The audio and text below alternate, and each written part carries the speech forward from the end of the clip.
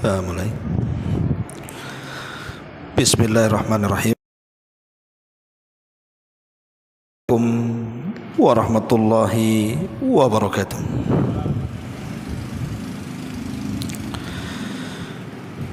Bihamdillahi wassalatu wassalamu ala rasulillah wa ala alihi wa sahbihi wa mawalah wa la hawla wa la quwata illa billahi wa ba'du. Alhamdulillah, segala puji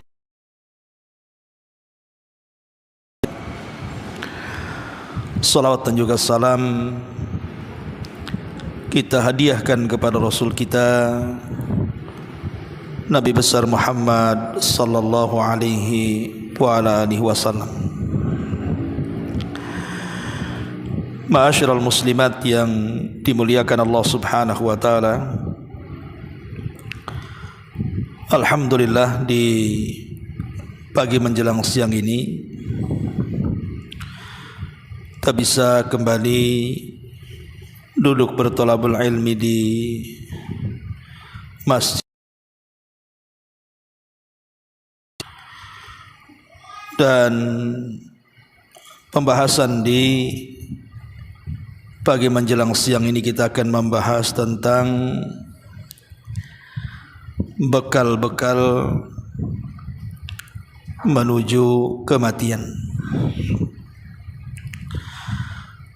Ma'asyiral muslimat yang dimuliakan Allah Subhanahu wa taala. Allah Subhanahu wa taala berfirman, kullu nafsin dha'iqatul maut. Setiap jiwa itu pasti mengalami sebuah kematian.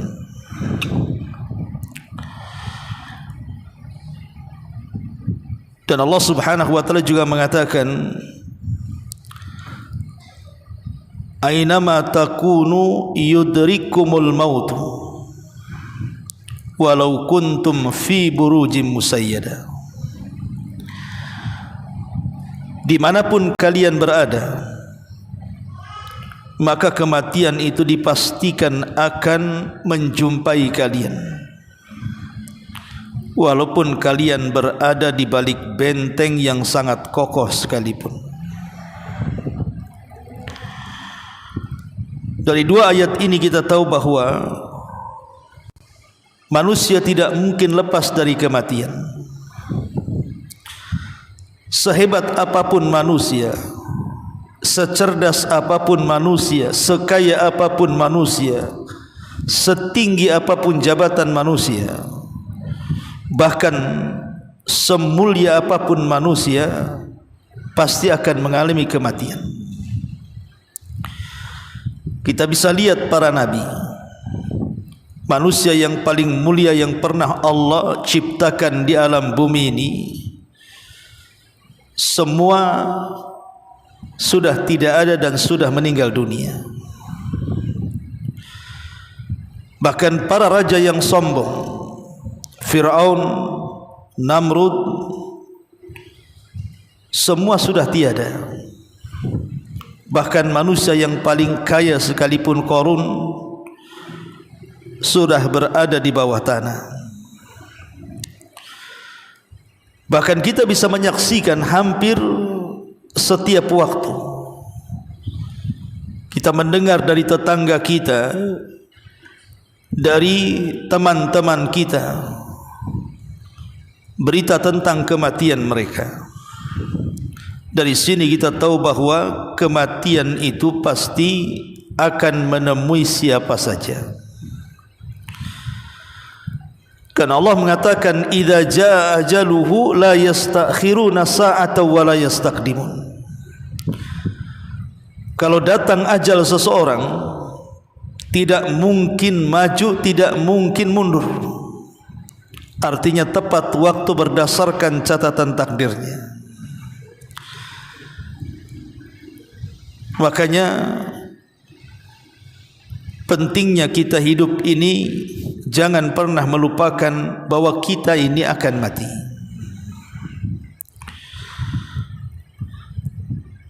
Bahkan Nabi SAW secara tegas mengatakan, "Aktsiru dzikra hadhimil ladzatil maut." Perbanyak oleh kalian mengingat sesuatu yang akan menghancurkan kenikmatan kalian, itulah kematian. Nabi sendiri memerintahkan umatnya agar kita, tentu ada alasannya. Kenapa Nabi SAW merintahkan kita umatnya agar senantiasa mengingat tentang kematian, padahal kematian itu sebuah kepastian. Pertama, mengingat kematian ini bisa mengingatkan kita dengan akhirat, dan mengingatkan kita dengan akhirat itu sehingga kita tidak terlampau rakus dengan dunia dan redha dengan yang sedikit yang Allah Subhanahu wa taala berikan kepada kita. Bahkan dengan mengingat kematian, sebanyak apapun musibah dunia bagi dia ringan rasanya, karena musibah dunia ini akan berakhir dengan adanya kematian.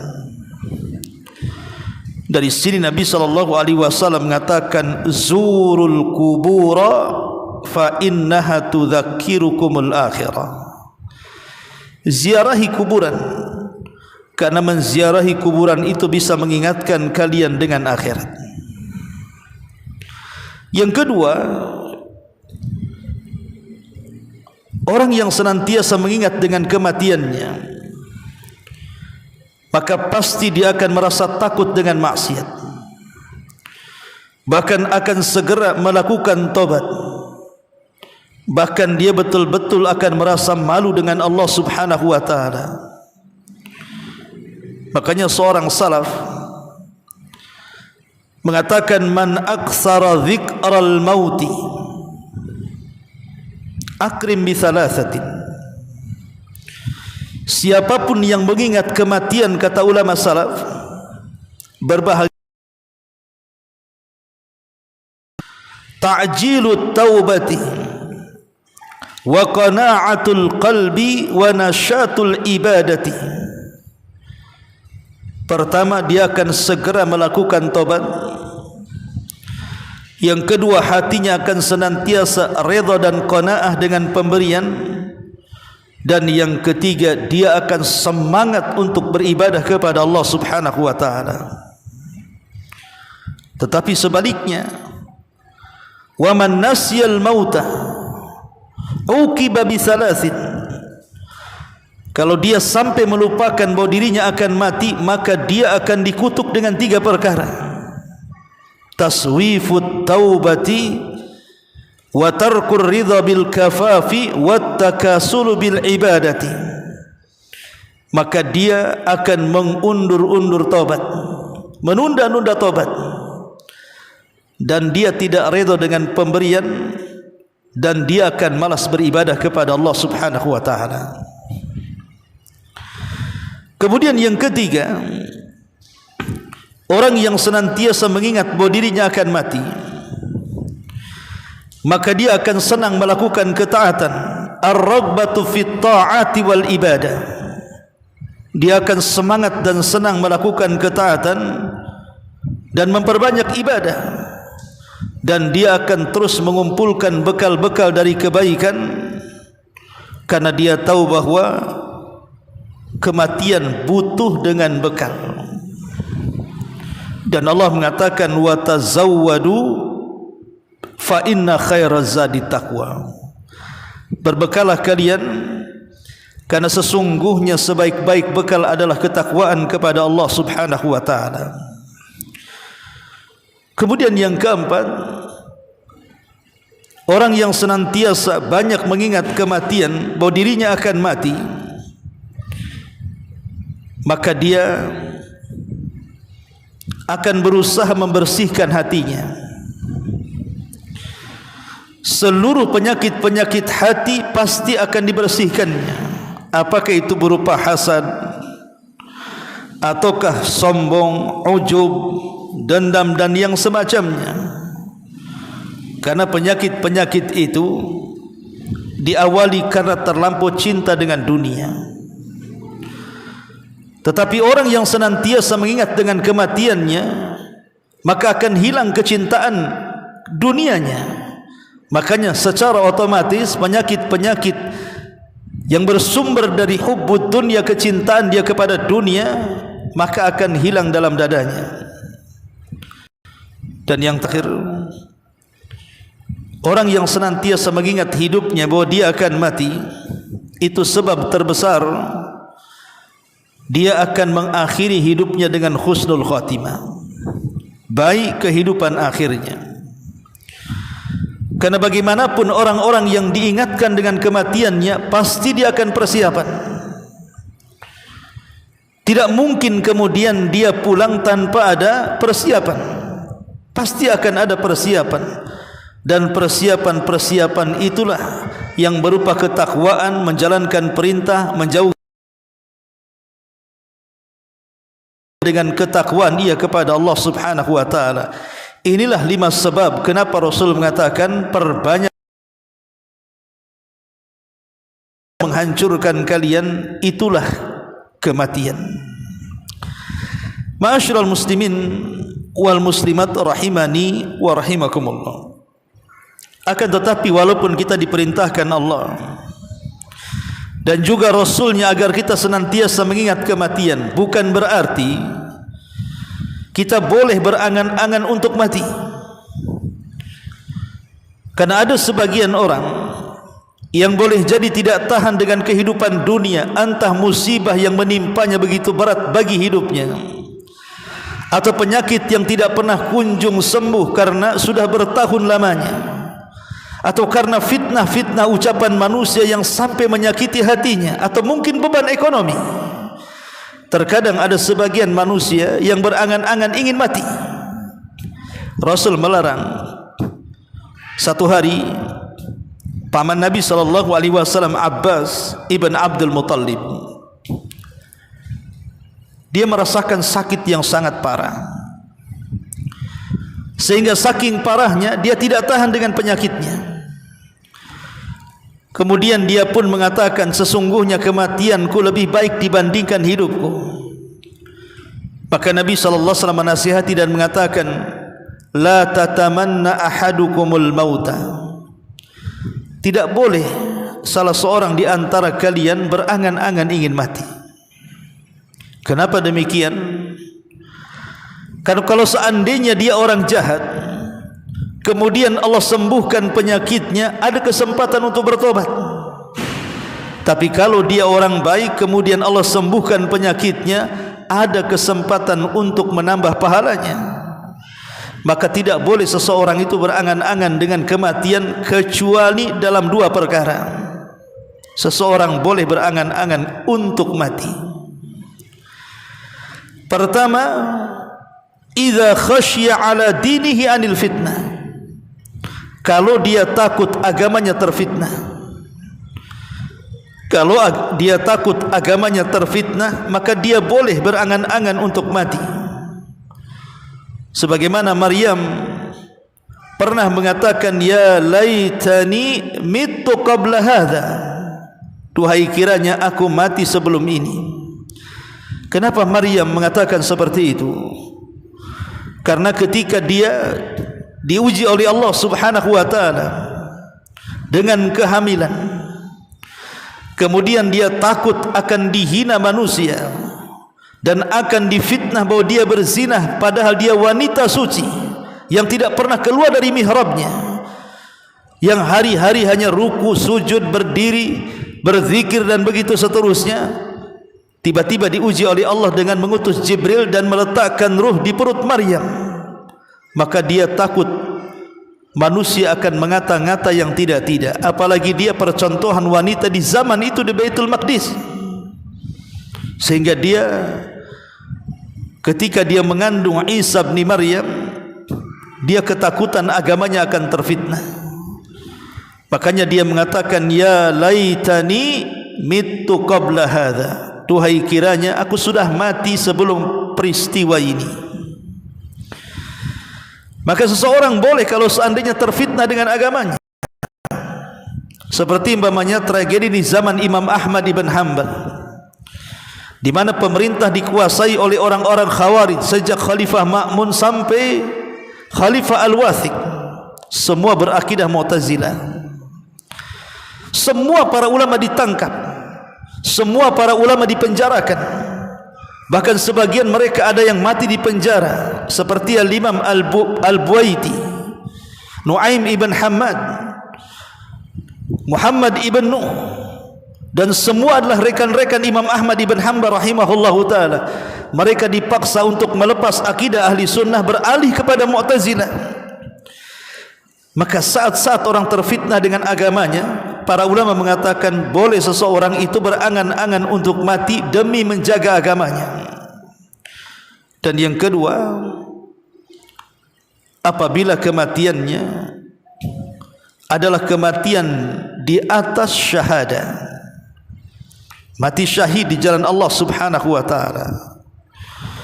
Nabi mengatakan, man sa'alallaha syahadata bisidqin ballagahu Allahu manazila syuhada wa imma ta'ala firashi. Siapa yang meminta kepada Allah untuk mati syahid dengan kejujurannya, artinya dia minta kematian, tapi kematiannya di atas peperangan, mati syahid. Siapa yang meminta kepada Allah dia mati syahid dengan kejujurannya, maka Allah akan menyampaikan tempat duduknya sebagai tempat duduk syuhada, walaupun dia meninggal di atas kasurnya. Dari sini kata para ulama, boleh seseorang meminta kematian dalam dua perkara. Pertama, kalau takut terfitnah agamanya, dan yang kedua, kalau dia ingin mati syahid. Adapun selain dua perkara, tidak boleh seseorang berangan-angan untuk kematian. Entah karena musibah yang dialaminya, entah penyakit yang dideritanya, entah ekonomi yang terpuruk dalam hidupnya. Tetapi Nabi SAW mengatakan, wa in kana wala bud, tapi kalau memang harus bercita-cita dan berangan-angan untuk kematian, katakanlah, ya Rabb, kalau memang kematian baik bagiku, maka wafatkan diriku. Kalau seandainya hidup baik bagiku, maka sembuhkan penyakitku. Ma'asyiral muslimin, muslimat yang dimuliakan Allah subhanahu wa ta'ala. Lalu bekal apa saja yang diperintahkan Allah subhanahu wa ta'ala dan Rasulnya, agar saat kita menghadapi kematian, kita bisa menghadapi dengan penuh kebahagiaan. Karena kematian ini sesuatu yang ditakutkan semua manusia. Allah sendiri yang mengatakan di dalam Al-Quranul Karim, bagaimana kematian itu sesuatu yang membuat lari manusia. Qul innal mauta allati tafirruna minhu, katakan sesungguhnya kematian yang engkau membuat lari darinya. Wajaat syakratul mauti bil haq, dzalika ma kunta minhu tahid. Ketika sakaratul maut itu datang sebagai sebuah kebenaran, itulah yang membuat engkau lari darinya. Jadi kematian itu sesuatu yang tidak disukai manusia. Buktinya, ketika seseorang sakit, maka dia bisa mengerahkan hartanya, walaupun harus menjual rumah, kebun, sampai kepada gunung kalau dia miliki, supaya dia bisa sembuh dan selamat dari kematian. Itu menunjukkan bahwa kematian itu sangat menakutkan. Tapi bagi orang-orang yang cukup bekalnya dan dia sudah yakin akan menghadap Rabbnya, maka Allah subhanahu wa ta'ala akan memberikan ketenangan saat kematiannya. Lalu apa saja bekal-bekal itu? Yang pertama, at-taubatu wal inabah. Segeralah bertobat dan kembali kepada Allah subhanahu wa ta'ala, sebagaimana nasihat Luqman Al-Hakim kepada putranya. Apa kata Luqman Al-Hakim? Ya bunai, la tuakhir at-taubata fa innal mauta ya'ti baghtatan. Wahai anakku, jangan mengakhir-akhirkan taubat datang secara mendadak kepada kalian. Sadaqa Luqmanul Hakim, sungguh benar perkataan Luqmanul Hakim di sini, bahwa kematian itu datang mendadak. Siapa yang ingin hari itu meninggal dan dicabut ruhnya? Saya kira tidak ada. Tetapi begitu banyak orang-orang yang tidak sadar bahwa kematian sudah menjemputnya hari itu. Dia keluar dari rumah dengan kendaraannya, bahkan dia sudah persiapan dengan matang. Rupanya di tengah jalan dia ditabrak atau nabrak, akhirnya meninggal dunia.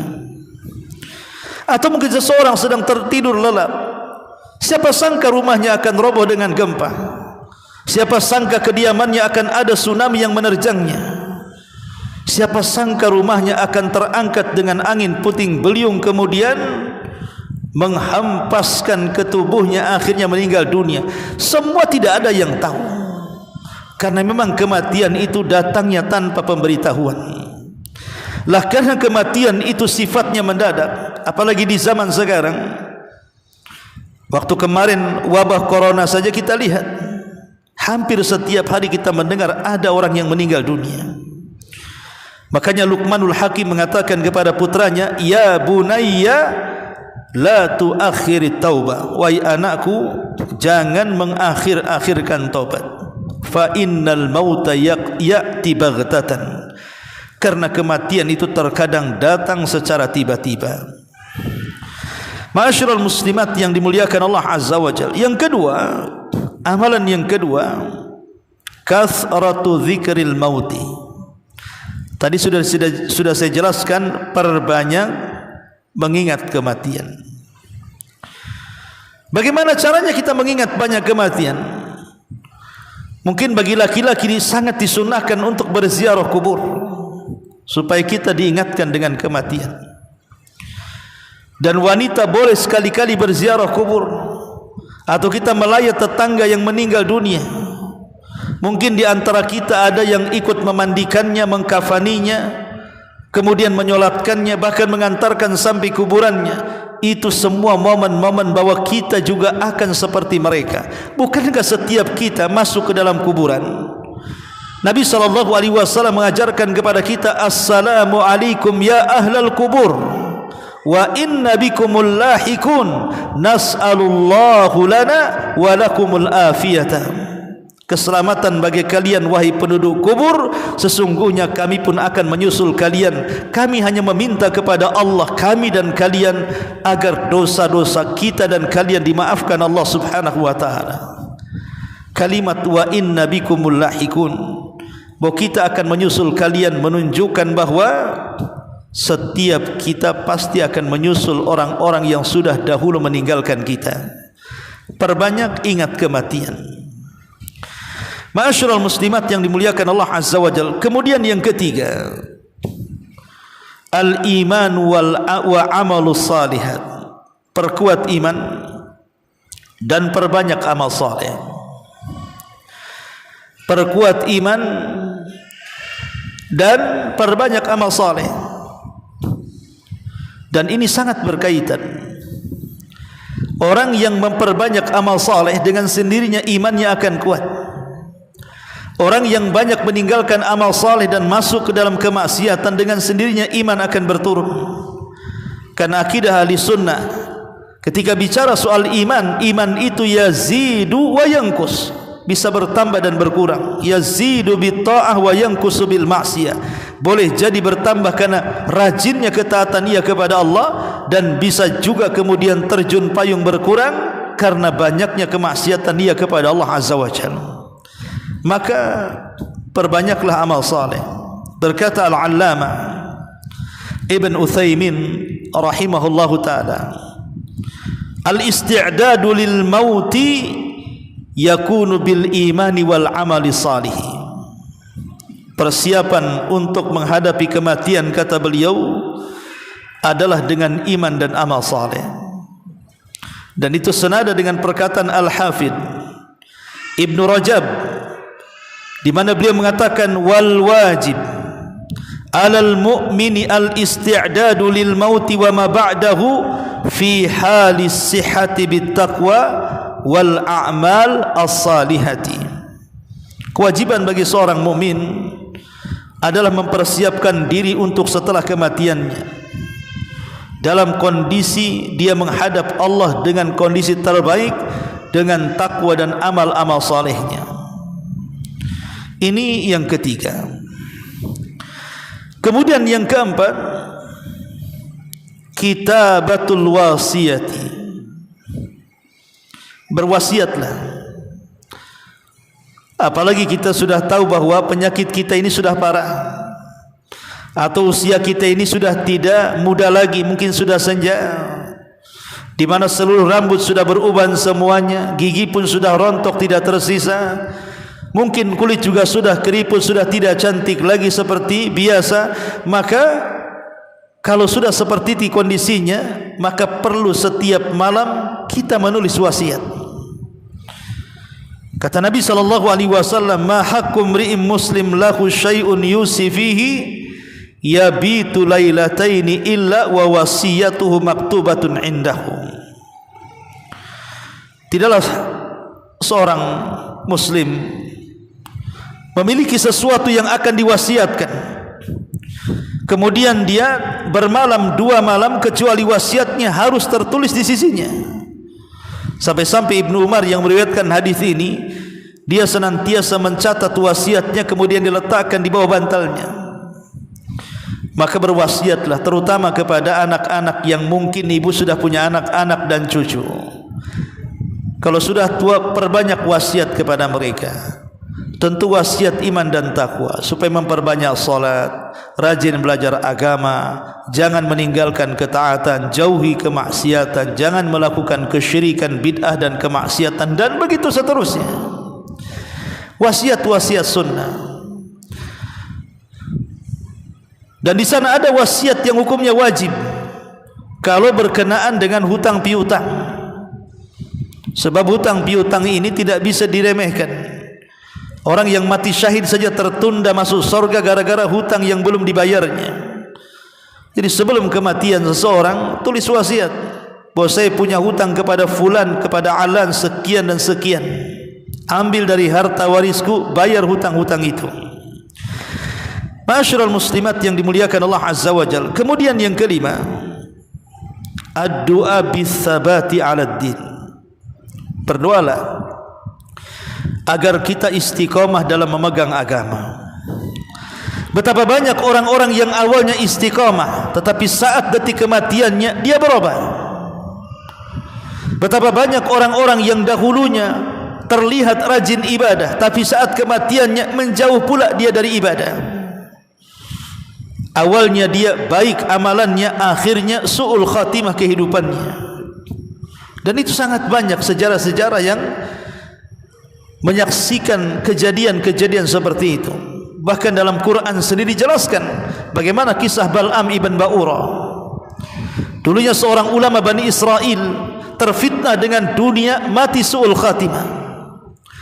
Bagaimana Qarun yang dulunya seorang munawir terbaik dan terindah bacaan Tauratnya, terfitnah dengan dunia, mati su'ul khatimah. Fa khasafna bihi wa bidarihi al-ardha.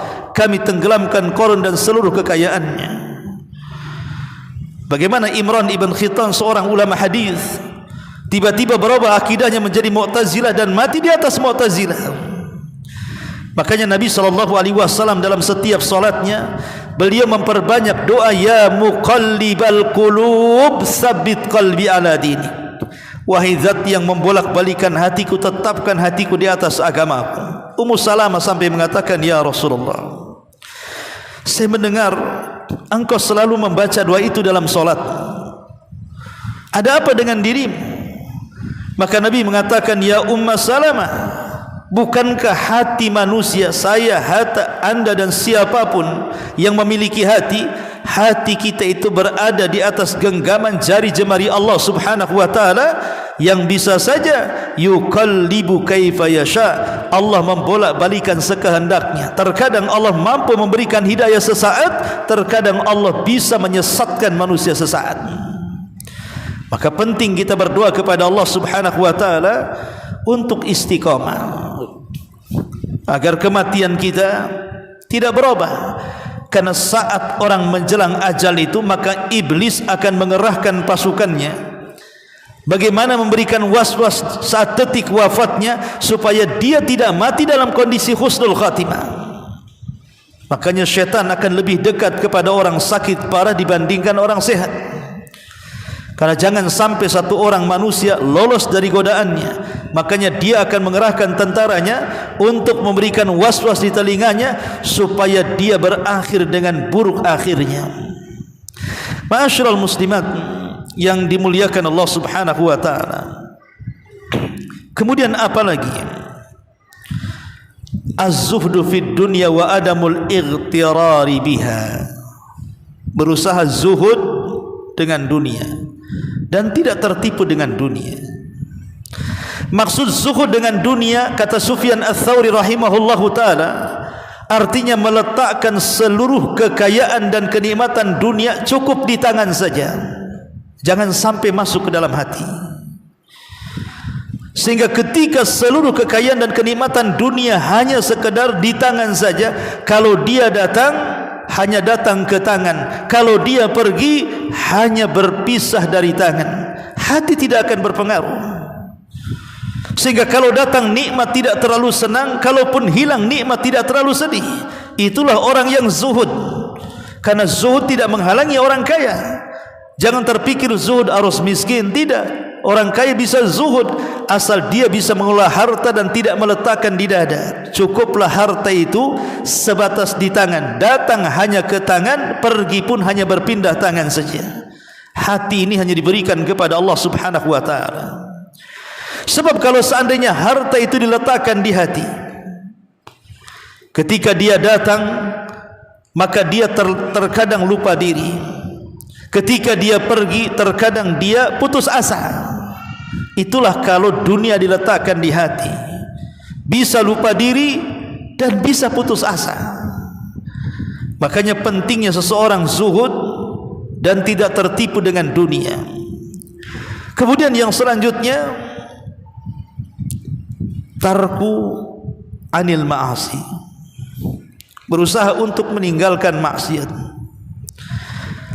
Baik maksiat tingkat tinggi seperti kesyirikan, kemudian bid'ah, kemudian dosa besar, kemudian dosa kecil, ataupun hal-hal yang mubah yang bisa menjadikan wasilah untuk melakukan kemaksiatan. Kata Nabi SAW, da' ma yaribuka ila ma la yaribuka. Tinggalkan yang tidak manfaat, ambil yang manfaat. Maka jauhi sebisa mungkin kemaksiatan, karena kemaksiatan itu bisa menggelapkan hati. Kalau hati sudah gelap, nasihat seindah apapun tidak akan menyerap. Kalau hati sudah gelap, hidayah apapun tidak mungkin masuk ke dalamnya. Seperti gelas yang ditelungkupkan di mana tidak ada lubang di atasnya. Mau dikasih dalil Quran, sunnah, perkataan ulama, perkataan bijak yang indah pun akan mental dari dalamnya. Maka dari situ jauhi kemaksiatan. Ma'asyiral muslimat yang dimuliakan Allah Subhanahu wa taala. Kemudian amalan apa lagi yang harus kita lakukan? Jaga kewajiban. Jagalah kewajiban Allah Subhanahu wa taala, terutama salat. Jangan meninggalkan salat. Karena orang yang meninggalkan salat dipastikan akhir hidupnya tidak akan bahagia. Akhir hidupnya tidak akan senang. Karena salat itu adalah tiang agama. Kalau ditinggalkan roboh agama. Kemudian selanjutnya birrul walidain, wasilatul arham. Bagi kita yang masih punya orang tua, apalagi sudah sepuh dan tua, jangan tinggalkan mereka. Ini kesempatan kita masuk surga. Di zaman Rasul ada anak muda Kemudian dia mengatakan, ya Rasul, libatkan aku dalam jihad. Kata Nabi SAW, apakah orang tua masih hidup? Dia mengatakan, iya wahai Rasul. Maka Rasul mengatakan, irji fa fihi mafajid, pulang berjihadlah untuk keduanya, buat mereka tertawa sebagaimana engkau sudah membuat dia menangis. Kemudian apa lagi? Al-infaq fi sabilillah, perbanyak infak di jalan Allah Subhanahu wa taala. Karena penduduk kubur mereka akan menyesal dan ingin kembali ke dunia walaupun sesaat hanya untuk bersedekah. Allah Subhanahu wa taala menggambarkan penduduk kubur, laula akhartani ila ajalin qarib la fa asaddaqa wa akum minas salihin. Ya Rabb, kalau engkau hidupkan kami sesaat saja, pasti kami akan bersedekah. Kenapa sedekah itu begitu kuat keinginannya orang-orang yang sudah meninggal? Karena Rasul yang mengatakan, idza mata ibnu adam inqata amaluhu illa min thalathin, sadaqatin jariyah aw ilmin yuntafa'u bihi aw waladin salihin yad'u lahu. Apabila anak Adam meninggal dunia, tidak mungkin masuk ke dalam kuburnya kecuali 3 perkara. Rasul menempatkan sedekah yang mengalir di urutan pertama. Ma'asyiral muslimat yang dimuliakan Allah Subhanahu wa taala. Lalu apa lagi? Perbanyak membaca Al-Quran. Utsman ibn Affan sampai mengatakan, lau tahurat qulubukum ma syabi'tum min kalami rabbikum. Kalau memang bersih hati kalian, kata Utsman, tentu kalian tidak akan kenyang untuk membaca kalam-kalam Rabb kalian. Karena bagaimanapun Al-Quran ini akan menjadi syafaat bagi kita kelak pada hari kiamat. Ada seorang syekh bercerita, ada anak muda di Riyadh, setiap hari dia membaca Quran, dan dia tidak pernah malu untuk membaca Quran. Bahkan di tengah-tengah fasilitas umum dia baca Quran. Di bus dia baca Quran, di kereta api dia baca Quran, di pesawat terbang dia baca Quran. Dia tidak pernah malu untuk membaca. Dia berkendarai dengan kendaraan, beberapa orang dalam kendaraan itu, tiba-tiba terjadi kecelakaan, semua orang mati, tidak ada yang selamat, termasuk anak muda ini. Tapi sebelum dia meninggal dunia, dibawalah dia ke rumah sakit. Yang membawa orang ke rumah sakit ini bersaksi, selama dia koma, sebelum wafatnya, lisannya terus membaca suratul Najm. Wan najmi idza hawa ma dhalla sahibukum wa ma ghawa wa ma yantiqu anil hawa in huwa illa wahyun yuha. Wan najmi idza hawa ma dhalla sahibukum wa ma ghawa wa ma yantiqu anil hawa in huwa illa wahyun yuha. Terus dia ulang-ulang kalimat ini sampai ketika di rumah sakit, ayat yang terakhir yang menghembuskan nyawa terakhirnya adalah wa ma yantiqu anil hawa in huwa illa wahyun yuha. Muhammad itu tidak pernah mengucapkan dengan hawa nafsunya, tapi yang diucapkan hanyalah wahyu yang diwahyukan kepadanya, Al-Quran. Karena dia mencintai Al-Quran, maka ditutup dengan ayat Al-Quran. Ma'asyiral muslimat yang dimuliakan Allah Subhanahu wa taala, yang jelas seluruh amal kebaikan, seluruh amal kebajikan, seluruh amal ketaatan yang bisa mendekatkan diri kita ke surga dan menjauhkan dari neraka, jadikan semua amalan-amalan ini sebagai bekal sebelum kematian kita. Inilah nasihat para ulama, di antara bekal-bekal yang dijelaskan supaya kita membekali diri sebelum kematian kita. Anak wa ta'ala.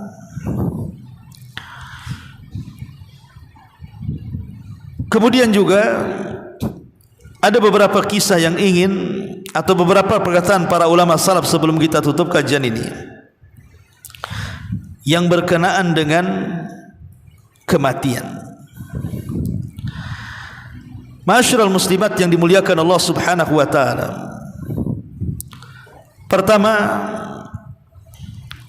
di antara ucapan ulama salaf adalah perkataan Abu Bakar Siddiq radhiyallahu anhu. Ketika Abu Bakar Siddiq radhiyallahu anhu detik-detik wafatnya. Kita tahu sebab kematian Abu Bakar Siddiq itu karena mandi di tengah malam di musim dingin, dan dia hendak menjalankan qiyamul lail. Sebab mandi itulah dia sakit, dan dia meninggal di hari yang sama dengan hari Nabi SAW. Ketika itu Aisyah Ummul Mukminin radhiyallahu anha berusaha menghibur ayahnya, dan dia pun menangis kencang. Tetapi Abu Bakar Siddiq radhiyallahu an menasihati putranya, "Laisa kadzalika ya bunayya." Engkau tidak boleh melakukan seperti itu hai anakku. Walakin quli, tapi katakanlah, waja'at sakratul mauti bil haqq dzalika ma kunta minhu tahid. Namanya sakarat kematian itu pasti akan datang dengan benar. Itulah yang membuat engkau lari dari kematian. Abu Bakar Siddiq radhiyallahu an menasihati Aisyah,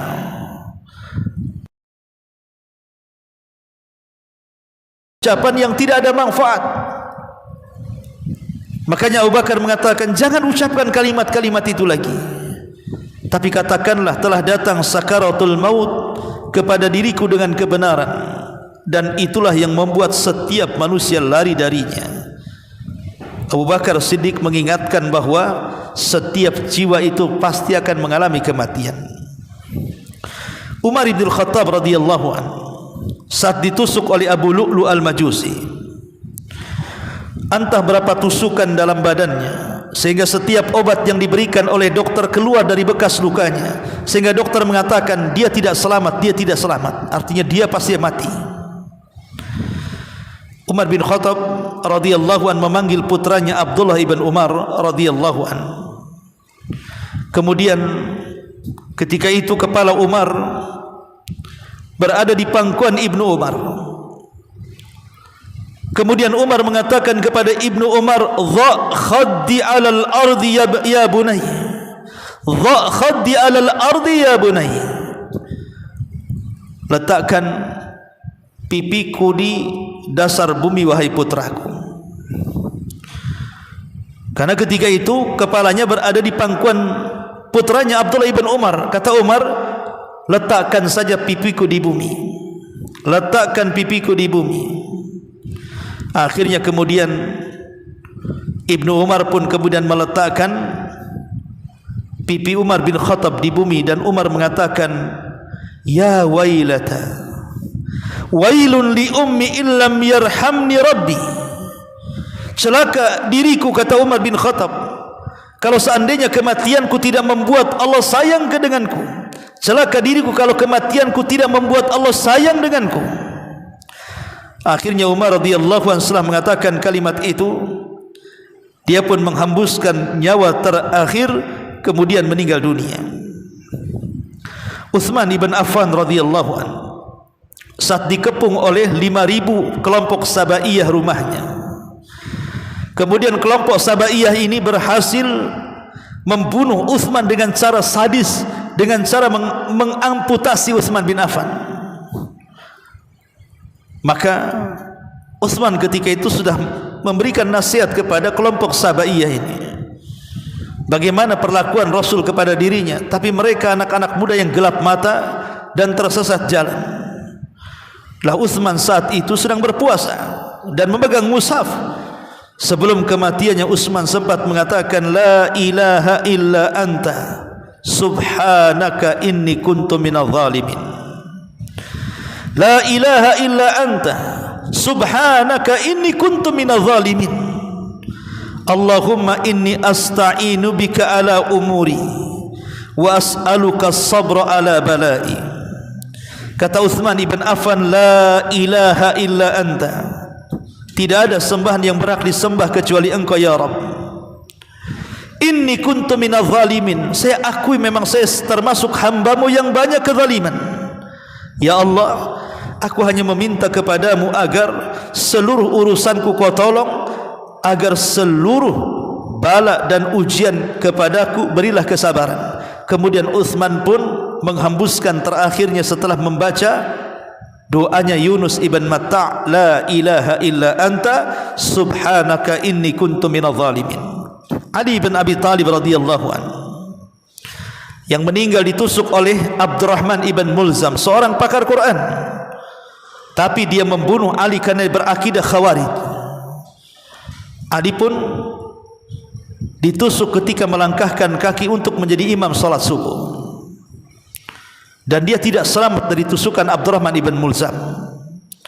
Tapi sebelum dia meninggal, dia pun kemudian mengucapkan kalimat tauhid la ilaha illallah, dan terakhir itulah kalimat kata para ahli siyar, itulah kalimat yang terakhir Ali ucapkan sebelum kematiannya. Man kana akhiru kalamihi la ilaha illallah dakhalal jannah. Siapa yang akhir ucapannya kalimat la ilaha illallah, maka dia masuk surga.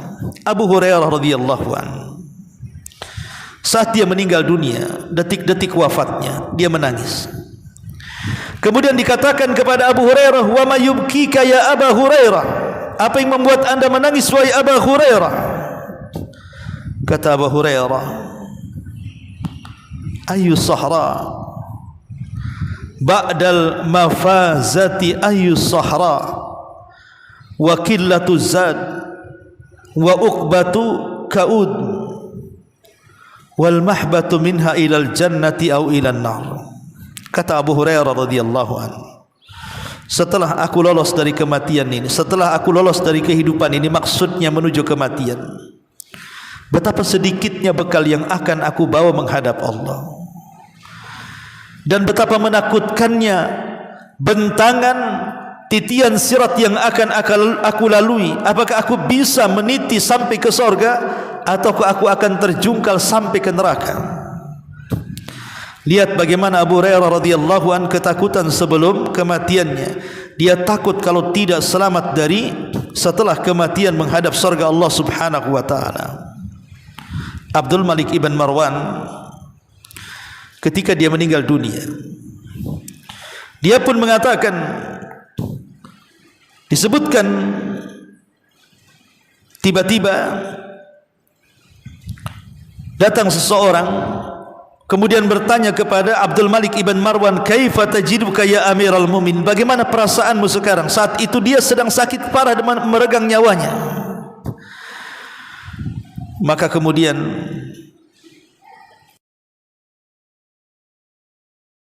kama qala Allah azza wa jalla, yang aku rasakan sebagaimana yang Allah firmankan dalam Al-Quran, laqad ji'tumuna furada kama khalaqnakum awwala marrah, dan sungguh kalian akan datang kepada kami sendiri-sendiri, sebagaimana dulu kami ciptakan kalian juga sendiri-sendiri.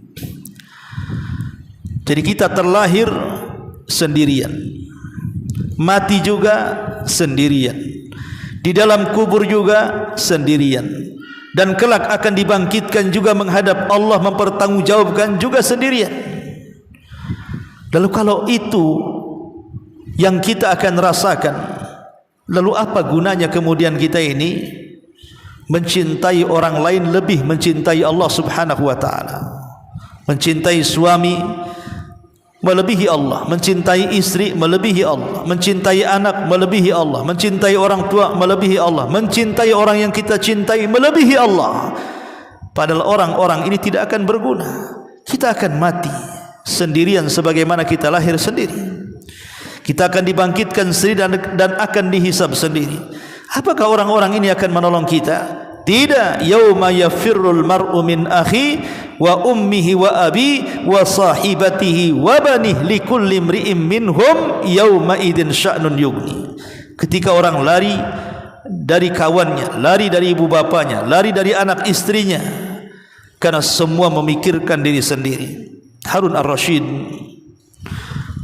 rahimahullahu taala, sebelum wafatnya dia pun mengatakan, ya man la yazulu, wahai zat yang kekuasaannya tidak pernah hilang, kasihini zat yang kekuasaannya telah hilang. Wahai zat yang kekuasaannya tidak pernah hilang, berilah kasih-Mu kepada zat yang sudah hilang kekuasaannya. Persis seperti yang dikatakan Umar bin Abdul Aziz. Dia pun mengatakan, ma aghna anni maliyah halaka anni sultaniyah. Duhai harta yang dulu kami bangga-banggakan, sekarang tidak ada guna. Duhai kekuasaan yang dulu kami muliakan, sekarang juga tidak ada manfaatnya. Kalau sudah mati, terpisah jabatan, pangkat kepemimpinan, bahkan kekayaan. Karena kita hidup ini, kemungkinan kita yang meninggalkan dunia, atau dunia yang akan meninggalkan kita. Dan banyak lagi kisah-kisah para ulama salaf saat menjelang ajalnya. Mudah-mudahan dari paparan ini bisa diambil manfaatnya. Sebelum saya tutup, kalau ada yang mau bertanya silakan. Ya. Pertama, bagaimana cara menghadapi ketakutan akan kematian? Dan kedua, apakah pada saat sakaratul maut kita bisa melihat malaikat maut?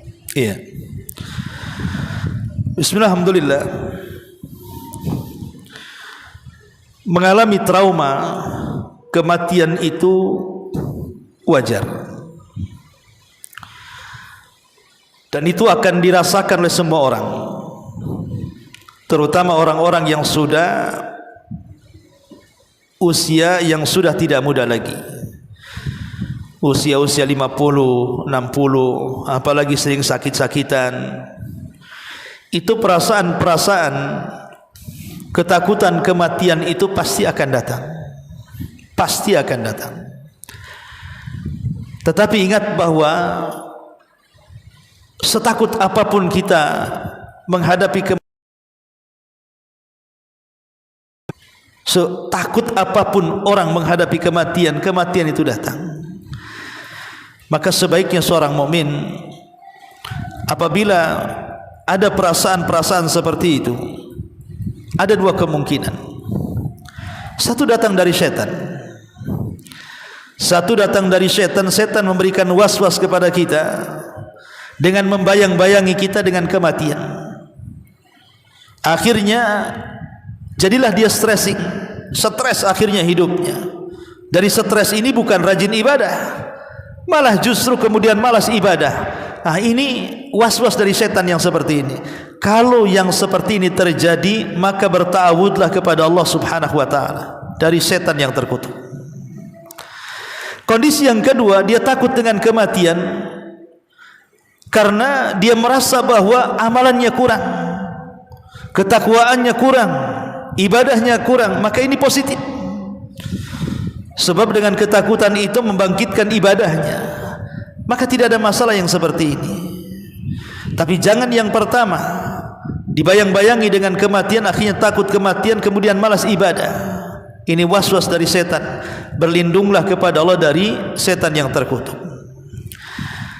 Kemudian yang kedua, adapun apakah ketika seseorang sakaratul maut melihat malakul maut, terjadi silang pendapat.